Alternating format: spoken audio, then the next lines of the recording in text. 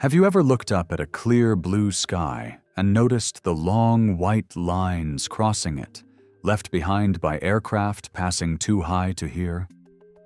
They appear as narrow threads directly behind the plane and sometimes linger for hours, spreading into a thin haze that softens the sky's color.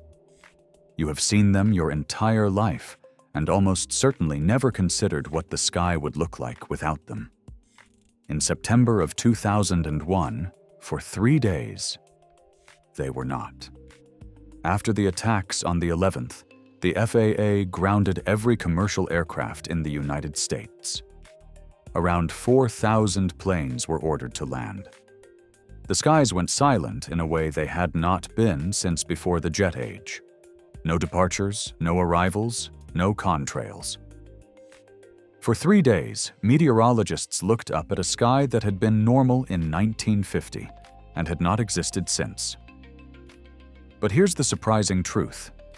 Those 3 days gave climate scientists something they had been unable to obtain in half a century of jet aviation, a controlled experiment. What they measured during that window quietly changed how seriously researchers take the climate effects of flight. Today, we're unpacking what contrails are, why they only became measurable by accident, and what 3 empty days revealed about how much the sky above us has already changed. A contrail is simple in origin. Jet engines expel hot, water-rich exhaust into the cold, thin air at cruising altitude. When that exhaust meets sufficiently cold, humid air, the water vapor freezes almost instantly into tiny ice crystals. That is the white line. In dry air, it dissolves within seconds. In humid air, it persists, spreads, and broadens into a thin sheet resembling natural cirrus cloud. Think of it like breathing out on a cold morning. The vapor in your breath hits cold air and briefly becomes visible. Now imagine that breath coming from an engine burning thousands of liters of fuel per hour at 30,000 feet, spread across the entire continent 800 times a day.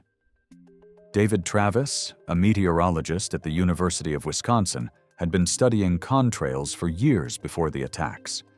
He had long suspected they affected ground temperatures, but had no way to separate the signal from ordinary weather noise. When the skies cleared, he had his window.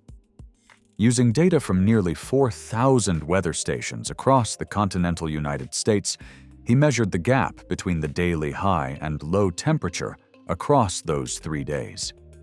The result was stark.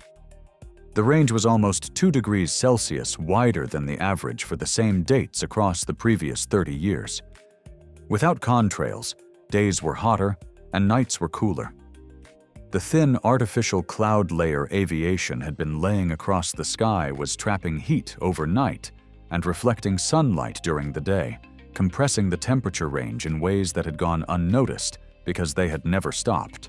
The study was published in Nature and has been scrutinized, replicated, and debated in atmospheric science ever since. Its core finding has held: contrails and the diffuse cirrus they generate affect surface temperatures measurably and persistently.